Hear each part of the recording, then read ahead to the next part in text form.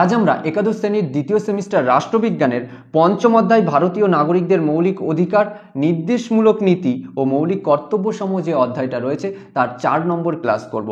আজকে আমরা আলোচনা করব মৌলিক কর্তব্য নিয়ে। ঠিক আছে, এর আগের ক্লাসগুলোয় আমরা আলোচনা করেছিলাম মৌলিক অধিকার, রাষ্ট্র পরিচালনার নির্দেশমূলক নীতি নিয়ে। ওকে, সেই ক্লাসগুলো যারা এখনো পর্যন্ত দেখোনি ডেসক্রিপশনে দেওয়া লিঙ্ক থেকে দেখে নিতে পারো, অথবা প্লেলিস্ট করা রয়েছে, প্লেলিস্টেও দেখে নিতে পারো।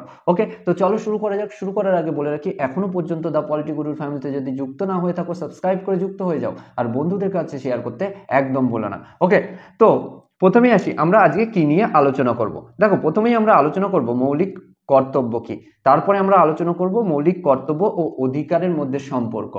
দেখো, এই দুখানা জিনিসকে 1 নম্বর পয়েন্ট এবং 2 নম্বর পয়েন্ট আমরা একসঙ্গে আলোচনা করে নেব। ঠিক আছে, আলাদাভাবে করব না, একসঙ্গে করে নেব, সেটা তোমাদের বুঝতে সুবিধা হবে। তারপরে আমরা আলোচনা করব ভারতের সংবিধানে বর্ণিত বিভিন্ন মৌলিক কর্তব্য নিয়ে, এবং এর মধ্যে আমরা আরো কয়েকটা জিনিস দেখবো যে মৌলিক কর্তব্য কিভাবে আসলো, সংবিধানে কিভাবে যোগ হলো, এই জিনিসগুলো। তারপরে মৌলিক কর্তব্যের বৈশিষ্ট্য দেখব, তারপরে এর তাৎপর্য, তারপরে এর সীমাবদ্ধতা বা সমালোচনা যেটা বলি আমরা, সেই সমালোচনা একই জিনিস তো দেখে নেব। ঠিক আছে, সরাসরি আমরা চলে যাই মৌলিক কর্তব্য কি এবং অধিকার ও কর্তব্যের মধ্যে সম্পর্ক। এই যখন আমরা মৌলিক কর্তব্য কি এটা যখন বোঝাবো তোমরা বুঝে যাবে। সিম্পলি তুমি তোমার পরিবারের কথা ভাবো, তোমার বাবা মা তোমাকে বেশ কিছু অধিকার প্রদান করছে, তাই না? এখানে আমি তোমার বাবা মার ছবি আঁকি, এটা তোমার বাবা, এটা তোমার মা। ওকে, ক্লিয়ার? ছবিতে যেও না, আমি তো খুব সুন্দর ছবি আঁকি তাই এরকম ছবি এঁকেছি। আর এটা হচ্ছে তুমি, ঠিক আছে, নাচ করছো। তোমার বেশ কিছু অধিকার তারা দিচ্ছে, ঠিক আছে। এবং এই যে অধিকার দিচ্ছে, কেমন অধিকার? তুমি শিক্ষার অধিকার পাচ্ছ, তাই না? ঘুরতে যাওয়ার অধিকার পাচ্ছ, যদিও অনেকে পায় না, তারপরেও কিছু অধিকার পাচ্ছ। বদমাইশি করার, খেলাধুলার অধিকার পাচ্ছ। এর ফলে তোমার বাবা মা যে এই যে তোমাকে দেখছে, এর ফলে তোমার বেশ কিছু দায়িত্ব রয়েছে তো তাদের প্রতি, যে তারা যখন বৃদ্ধ হয়ে যাবে তাকে দেখাশোনা করা, এছাড়া তার কথা শুনে চলা, তাদের কথা, এরকম বেশ কিছু দায়িত্ব রয়েছে। এই যে দায়িত্ব যেটা রয়েছে তোমার, সেই দায়িত্বটাই হচ্ছে একরকম কর্তব্য, মৌলিক কর্তব্য। এটা যখন রাষ্ট্রের ক্ষেত্রে চলে আসছে তখন আমরা মৌলিক কর্তব্য বলছি। এই যে আমাদের রাষ্ট্রের কাছ থেকে আমরা বেশ কিছু কি পাচ্ছি, অধিকার পাচ্ছি, এবং আমাদের রাষ্ট্রের প্রতি কিছু কর্তব্য রয়েছে, যে আমরাও রাষ্ট্রের প্রতি কিছু কর্তব্য পালন করব। শুধুমাত্র নিয়ে যাব এটা তো হতে পারে না, তাই না? আরো ভালো করে বোঝো, যে তুমি একটা দোকানে গেছো, দোকানে গিয়ে কিছু একটা কিনছো, তুমি শুধু নিয়ে চলে আসবে? টাকা দেবে তো, তার ফলটা দেবে তো, মানে সে যেটা চাই তোমার কিছু বিনিময়ে কিছু নেবে, তাই না? তো ওই যে বিনিময়ে কিছু দেওয়াটাই তোমার কর্তব্য।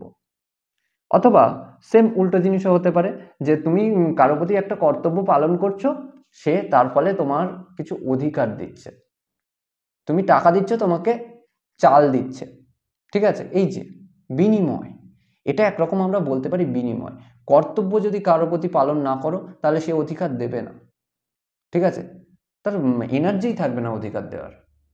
কেন সবসময় আমি কেন করে যাব? বোঝা যাচ্ছে? যাই হোক, তো এই যে এই দুটোর মধ্যে সম্পর্ক, এক হচ্ছে যদি আমরা অধিকার পেতে চাই তাহলে কর্তব্য দরকারি, কর্তব্য পালন করা দরকার। ক্লিয়ার?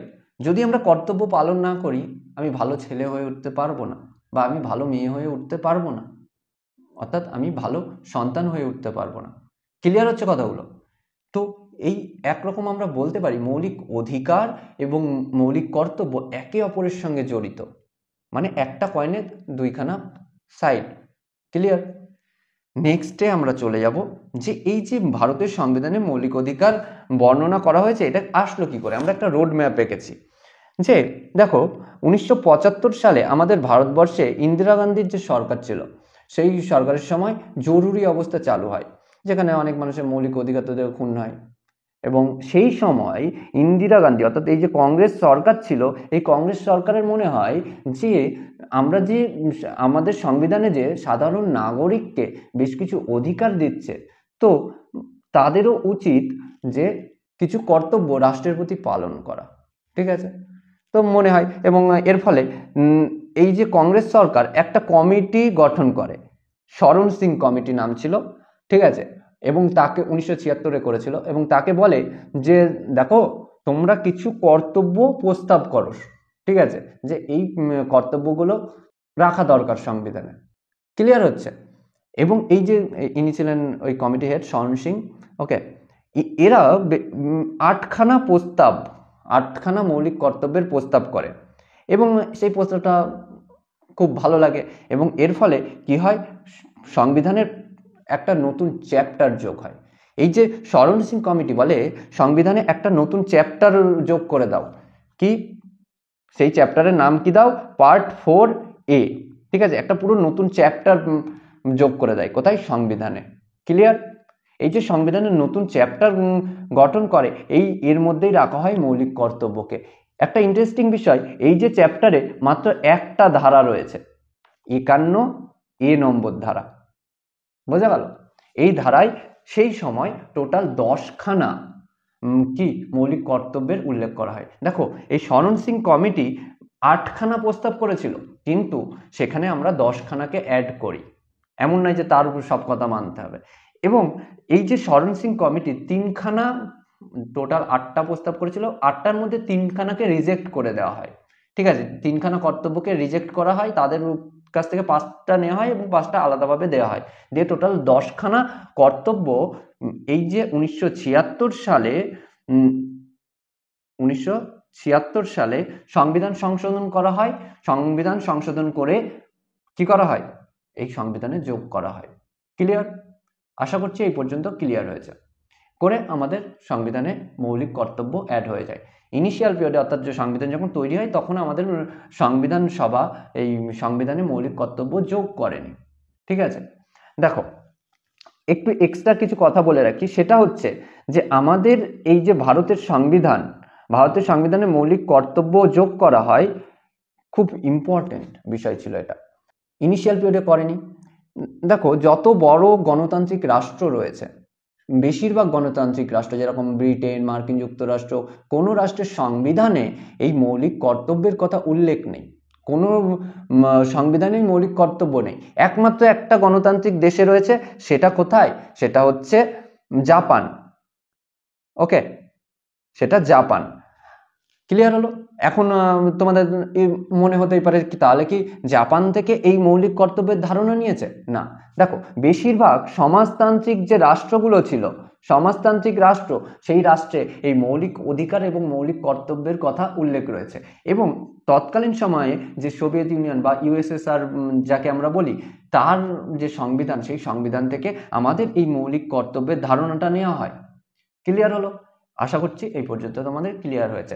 তো আমাদের সংবিধানে কবে মৌলিক কর্তব্য যোগ হয়? 1976 সালে।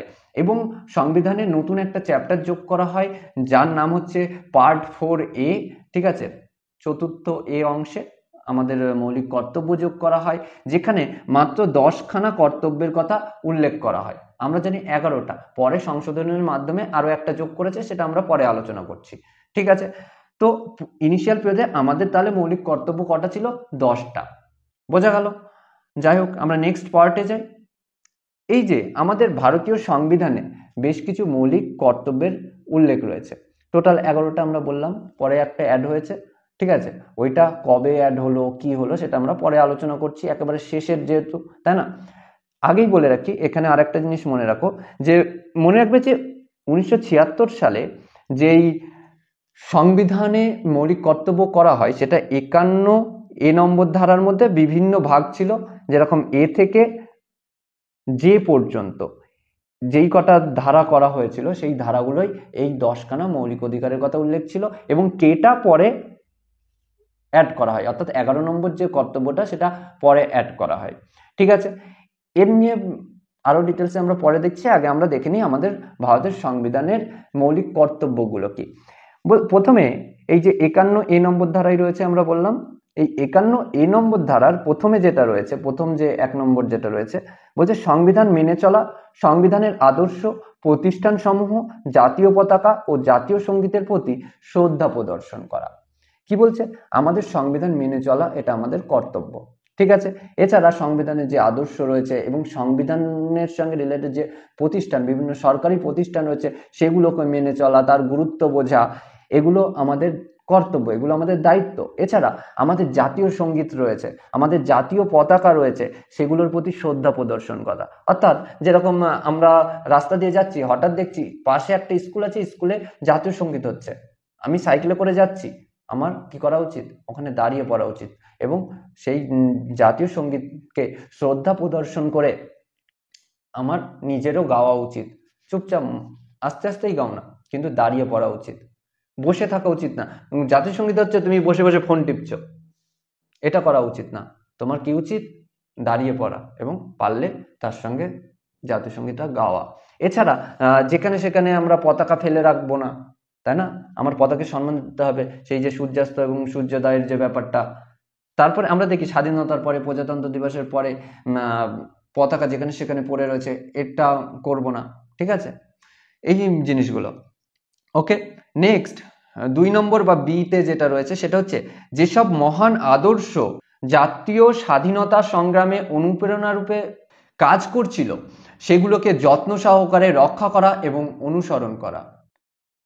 অর্থাৎ এই যে আমাদের দেশে যে সংগ্রাম হয়েছিল, স্বাধীনতার জন্য যে লড়েছিল যে সমস্ত মানুষজন এবং যে সমস্ত ঘটনা, তার প্রতি আমার শ্রদ্ধা প্রদর্শন। সেটা নেতাজি হতে পারে, গান্ধীজি হতে পারে, জওহরলাল নেহরু হতে পারে, ভগৎ সিং হতে পারে, বা অরুণা আসফ আলী হতে পারে। এখানে আমরা কিছু স্বাধীনতা সংগ্রামীর ছবি দিয়েছি, তোমরা দেখে নিতে পারো। এবং বলছে এই যে স্বাধীনতা সংগ্রামী যারা ছিল তাদের প্রতি আমাদের শ্রদ্ধা প্রদর্শন করা। ওকে, তাদেরকে অপমান না করা, এই যে বিষয়গুলো, ঠিক আছে? তারপরে বলছে ভারতের সার্বভৌমত্ব, একতা ও সংহতির প্রতি সমর্থন প্রদর্শন ও সংরক্ষণ করা। অর্থাৎ আমাদের যে ভারতবর্ষের সার্বভৌমত্ব রয়েছে, যে ভারতবর্ষের যে সার্বভৌম ক্ষমতা, তারপরে ভারতবর্ষের জনগণের মধ্যে যে ঐক্য, সংহতি, ভালোবাসা, সৌভ্রাতৃত্ববোধ, এগুলোর প্রতি শ্রদ্ধা প্রদর্শন, এগুলো যাতে ঠিকঠাকভাবে কার্য করা, এগুলো যাতে ঠিকঠাকভাবে থাকে। অর্থাৎ আমরা ভাই ভাই লড়াই করব না, আমরা হিন্দু মুসলিমের লড়াই করব না, আমরা সবাই বন্ধুত্বের মতো, ভাইয়ের মতো থাকবো। এই যে ব্যাপারগুলো, এগুলোর যাতে ঠিকঠাক থাকে তার জন্য সচেষ্ট হওয়া, অর্থাৎ নিজেদের কর্তব্যটা পালন করা। ওকে, আমরা বিশৃঙ্খলা সৃষ্টি করব না, এই যে ব্যাপারগুলো। ওকে, তারপরে কি বলছে দেশ রক্ষা এবং জাতীয় সেবামূলক কাজের আহ্বানে এগিয়ে আসা। অর্থাৎ আমাদের দেশ যদি কখনো এরকম বিপদে পড়ে যে সাধারণ মানুষকেও যুদ্ধে নামতে হবে, তো আমরা নামবো, এটা আমার কর্তব্য, ঠিক আছে? আমার আর্মিতে যাওয়া আমার কর্তব্য, আমার পুলিশ বিভাগে যাওয়া কর্তব্য, এবং যে কোনো সেবামূলক কাজে যেটা রাষ্ট্রের হিতে হবে, অর্থাৎ রাষ্ট্রের উপকারে হবে, রাষ্ট্রের ভালোর জন্য হবে, সেই কাজগুলো আমাদের করা। ওকে, নেক্সট কি বলছে ধর্মগত, ভাষাগত ও অঞ্চলগত বা শ্রেণীগত বিভেদের ঊর্ধ্বে উঠে সমস্ত ভারতীয়দের মধ্যে একতা, ভ্রাতৃত্ববোধ সম্প্রসারিত করা এবং নারীদের মর্যাদাহীন প্রথাগুলোকে পরিত্যাগ করা। দেখো, এই যে ABCDEFG এরকম করে লেখা আছে, এগুলো মনে রাখবে ধারা, ঠিক আছে? 51 নম্বর ধারায় ভাগ। ওকে, আমরা ওগুলো আলাদাভাবে উল্লেখ করছি না। এখানে কি বলছে ই নম্বরে, বলছে ধর্মগত বা ভাষাগত বা অঞ্চলগত বা শ্রেণীগত, যে যেখানে বসবাস করো, যার যা ধর্ম হোক, যার যা ভাষা হোক, নির্বিশেষে, ঠিক আছে, আমরা নিজেদের মধ্যে ভাই ভাই সম্পর্কটা ঠিক রাখবো।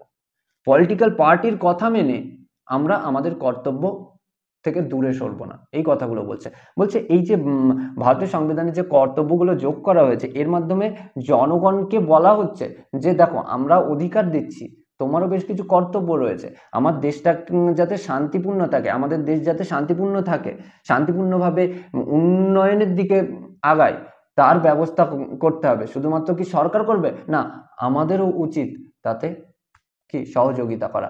ক্লিয়ার হলো? যেরকম আমরা হিন্দু মুসলিমের মধ্যে লড়াই করব না, আমরা জাতিভেদ প্রথার সৃষ্টি করব না। আমি এরকম বলবো না তুই বিহারে থাকবি, কেন বাংলাদেশে কাজ করবি। বেশ কিছু সংস্থা রয়েছে আমাদের পশ্চিমবঙ্গেই রয়েছে, ভাষাগত দিক থেকেই বিভেদ সৃষ্টি করে।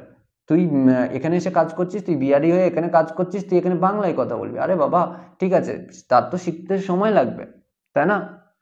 এই যে কেন বিভেদ করবো? আমরা তো ভারতীয়, নিজেদের মধ্যে লড়াই করব, তাহলে অন্য দেশের সঙ্গে কি হবে? অন্য দেশ তো এর সুযোগ নেবে, তাই না?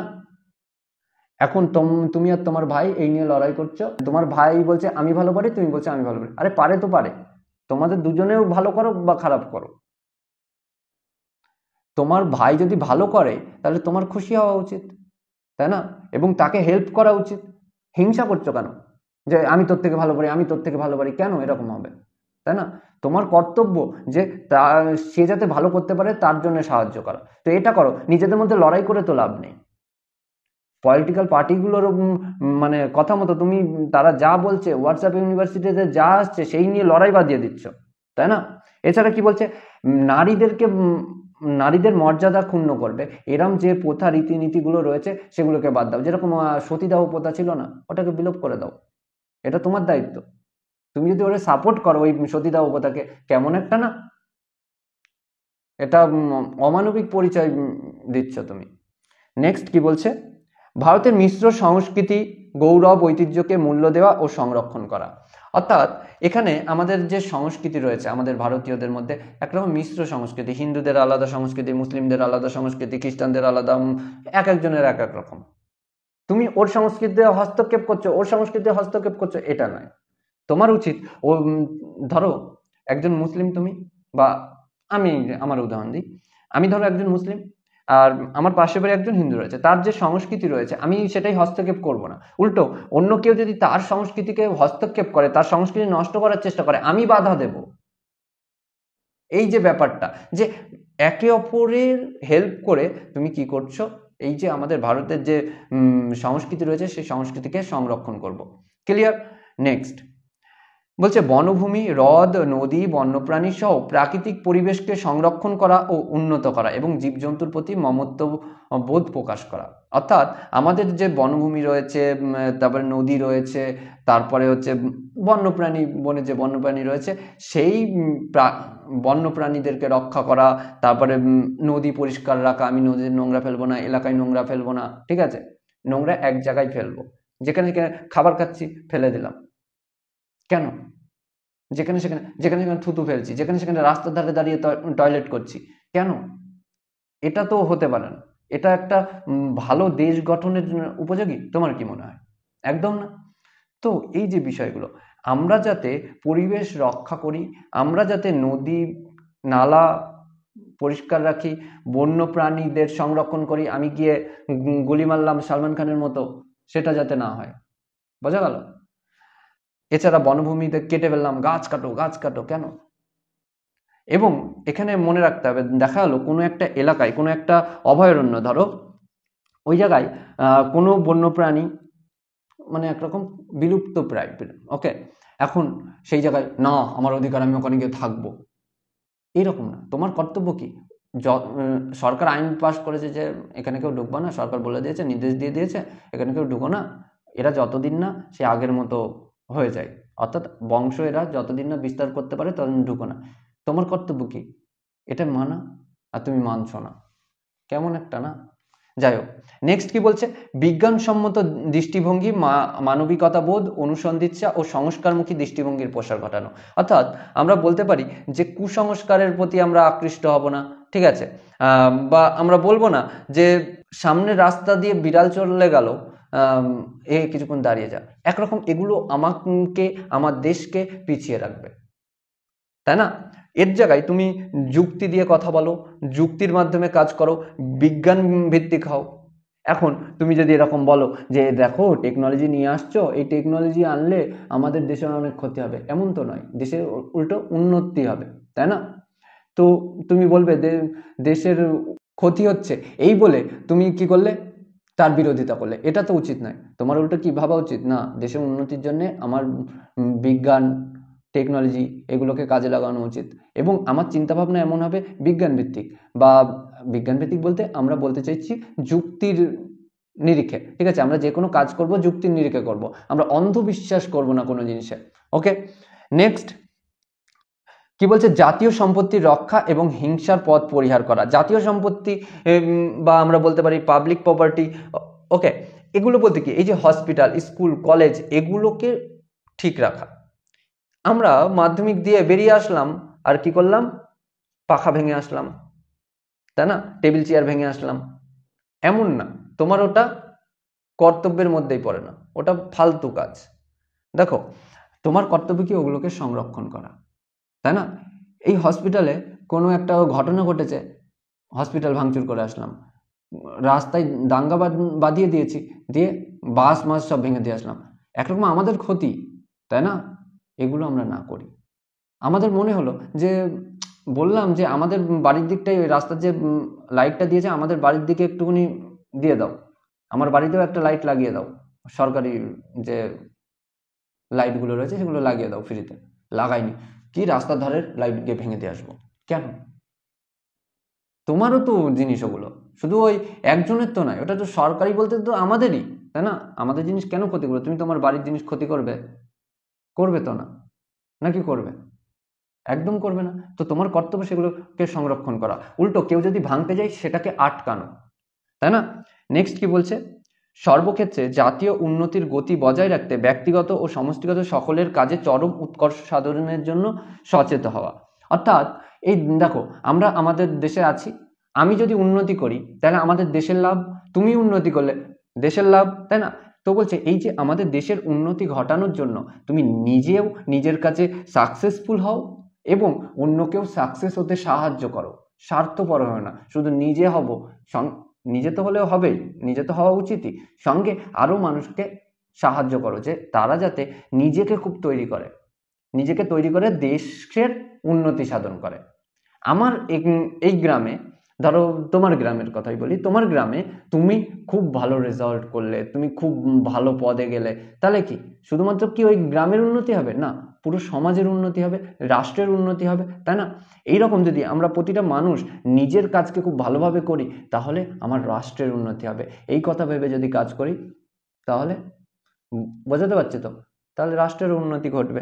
নেক্সট কি বলছে, যেটা সর্বশেষ যেটা যোগ করা হয়েছিল, ঠিক আছে, যে 6 থেকে 14 বছর বয়সী প্রতিটা বালক বালিকার শিক্ষাদানের ব্যবস্থা করা তার পিতামাতা ও অভিভাবকের অবশ্য পালনীয় কর্তব্য। অর্থাৎ এই যে 6 থেকে 14 বছরের যে শিশুরা রয়েছে তাদেরকে শিক্ষা প্রদান করতে হবে, এবং শিক্ষা প্রদান করা কার কর্তব্য? তার বাবা মার, তার অভিভাবকের, নট অনলি অভিভাবকের, আশপাশের মানুষেরও। যদি এমন হয় যে কোনো বাবা মা যেতে দিচ্ছে না, কর্তব্য পালন করছে না তার, তখন তুমি গিয়ে বলো যেতে দাও, শিক্ষাদান করো, শিক্ষার মূল্য রয়েছে, ঠিক আছে? তবেই তো তার বিকাশ ঘটবে, তাই না? দেখো এখানে পয়সার তো কোনো ব্যাপার নেই যে পয়সার অভাবে সে পাঠাতে পারছে না। এখন তো 6 থেকে 14 বছর পর্যন্ত পুরো ফ্রি করে দিয়েছে পড়াশোনা, এবং বাধ্যতামূলকও করেছে, করতে হবে, ঠিক আছে?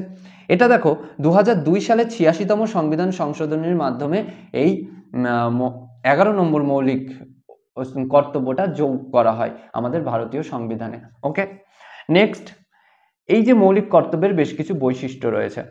দেখো মৌলিক কর্তব্যকে আমরা সাধারণত দুটো ভাগে ভাগ করেছি, একটা হচ্ছে পৌর কর্তব্য আর একটা নৈতিক কর্তব্য। আমরা বলতে পারি এই মৌলিক কর্তব্যের একটা বৈশিষ্ট্য হচ্ছে এটা দু শ্রেণীর কর্তব্য এর মধ্যে রয়েছে, একটা হচ্ছে পৌর কর্তব্য আর একটা নৈতিক কর্তব্য। যেরকম জাতীয় সঙ্গীত কে শ্রদ্ধা প্রদর্শন, তারপরে হচ্ছে আমাদের জাতীয় পতাকাকে শ্রদ্ধা প্রদর্শন, এগুলো পৌর কর্তব্যের মধ্যে পড়ছে। আর নৈতিক কর্তব্যের মধ্যে কোনগুলো পড়ছে? এই যে যারা স্বাধীনতা সংগ্রামী ছিল তাদেরকে শ্রদ্ধা প্রদর্শন, এগুলো কিসের মধ্যে পড়ছে? এই নৈতিক কর্তব্যের মধ্যে, ঠিক আছে? মানে নীতি নৈতিকতা তো আমরা বুঝি, তাই না? কোনটা করা উচিত কোনটা করা উচিত না, এই জিনিসগুলো ক্লিয়ার হচ্ছে কথাগুলো। নেক্সট কি বলছে, নাগরিকদের জন্য প্রযোজ্য। দেখো এই যে মৌলিক কর্তব্য রয়েছে এগুলো জাস্ট নাগরিকরা পালন করুক, এটা সরকার চায়।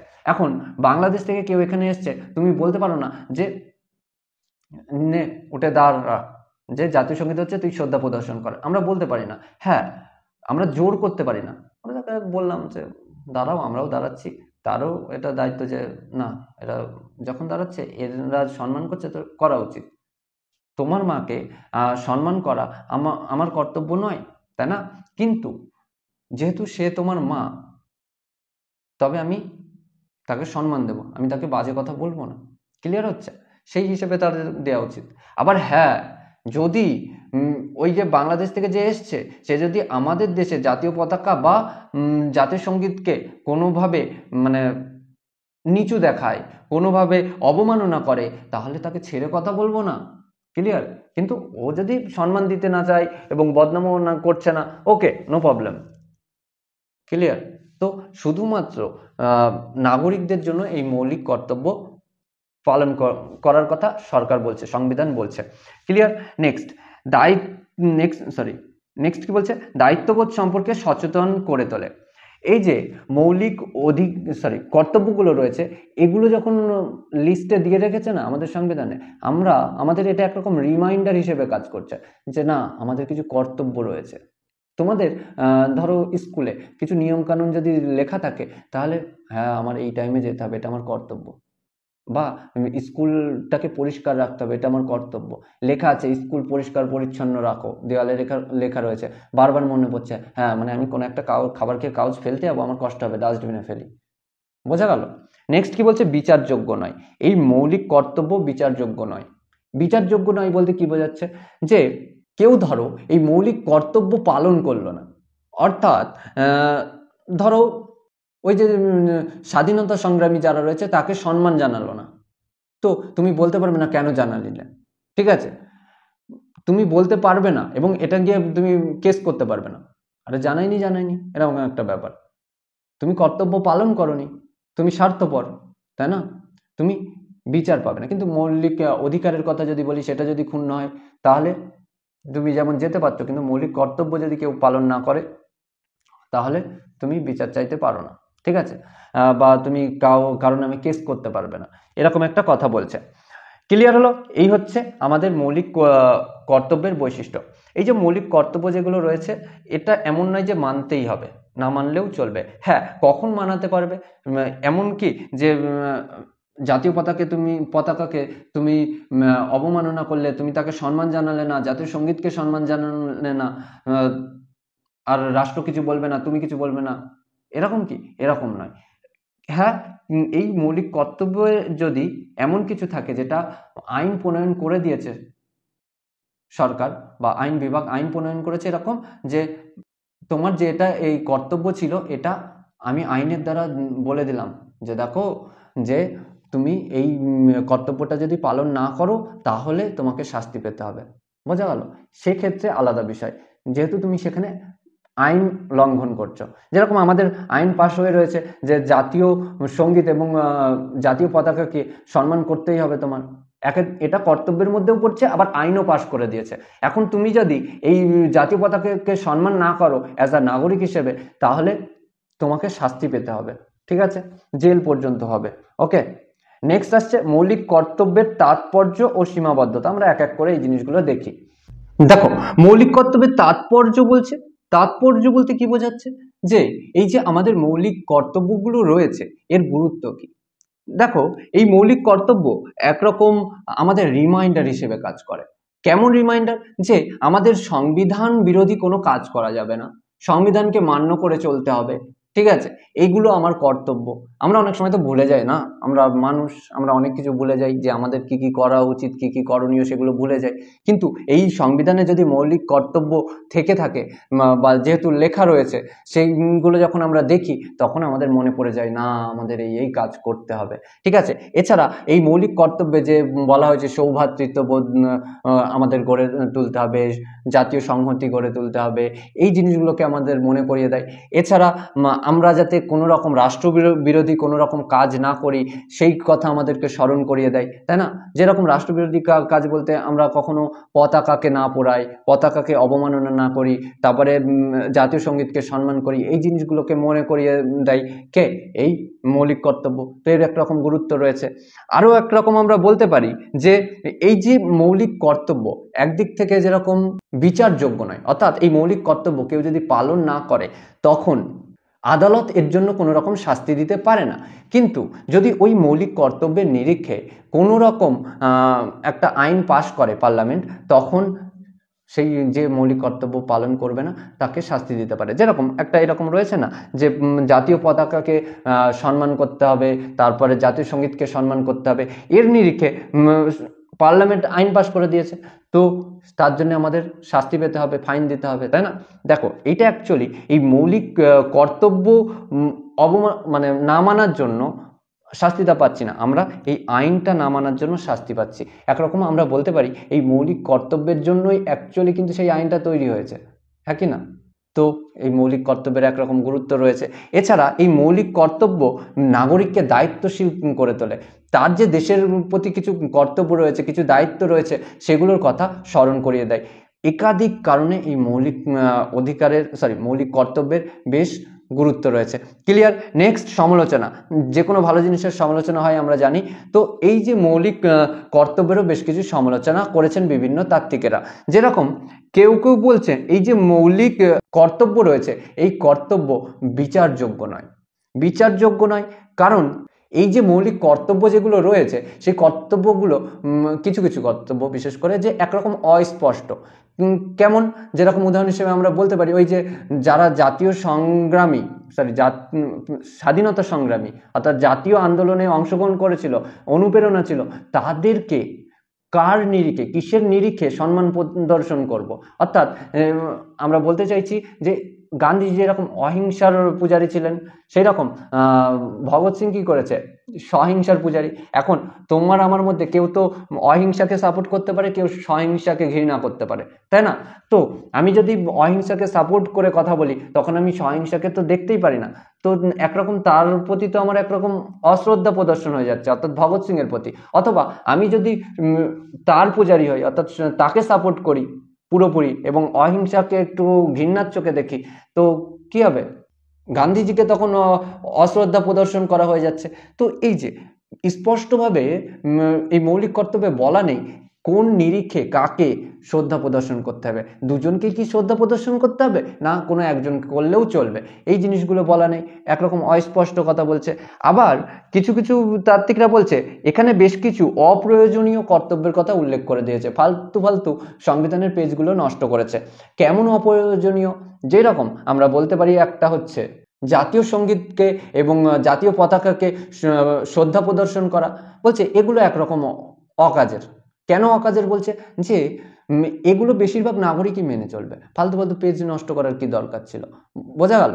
তো এগুলো একরকম অকাজের কাজ করেছে। ঠিক আছে, 3 নম্বর আরো একটা আমরা বলতে পারি যে কিছু কিছু তাত্ত্বিক বলছেন যে শরণ সিং কমিটি যে 8খানা মৌলিক কর্তব্যের কথা উল্লেখ করেছিল অর্থাৎ প্রস্তাব করেছিল, সেই 8টার মধ্যে 3খানাকে বাদ দিয়ে দিয়েছে। অর্থাৎ 3খানা কর্তব্যের গুরুত্বপূর্ণ কর্তব্যের কথা এখানে উল্লেখই করেনি। যেখানে ওই যেই 3টে কর্তব্যের কথা বাদ দিয়েছিল তার মধ্যে একটা হচ্ছে যে কেউ যদি মৌলিক কর্তব্য পালন না করে তখন সরকার যাতে বিভিন্ন ফাইন বা শাস্তি দিতে পারে তার ব্যবস্থা করতে হবে। আর 2 নম্বর বলছে যে ট্যাক্স দেয়া নাগরিকদের একটা কর্তব্য।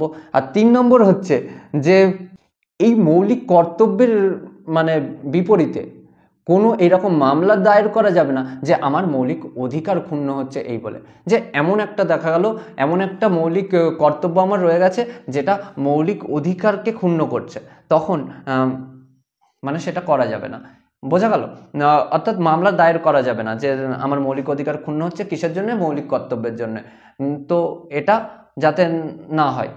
ঠিক আছে, এই কথা শরণ সিং কমিটি বলেছিল, কিন্তু তখনকার সরকার সেটা মেনে নেয়নি। বলছে দেখো, প্রথম কথা, এখনকার মানুষ ট্যাক্স কিভাবে দেবে? তারা যা দিচ্ছে তাই তাদের খাওয়া হচ্ছে না।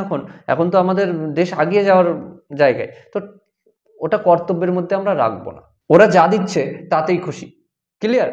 এবং পরবর্তীতে আরো কিছু কথা বলছে, যেই রকম মৌলিক কর্তব্য পালন না করলে শাস্তি, এগুলো যুক্তিযুক্ত না, কেমন একটা, ঠিক আছে, এইরকম বলে বেশ কিছু কারণে সেগুলোকে রিজেক্ট করে দেওয়া হয়। ক্লিয়ার হলো এই পর্যন্ত কথা? এছাড়া একাধিক ভাবে সমালোচনা করেছেন বিভিন্ন তাত্ত্বিকেরা, আমরা তার মধ্যে না যাই। তো আশা করছি মৌলিক কর্তব্য নিয়ে তোমাদের পুরোপুরি কনসেপ্ট ক্লিয়ার হয়েছে। ওকে, তো আজকে এই পর্যন্তই। সঙ্গে থাকার জন্য ধন্যবাদ। আর হ্যাঁ, বন্ধুদের কাছে শেয়ার করতে একদম ভুলো না। ওকে।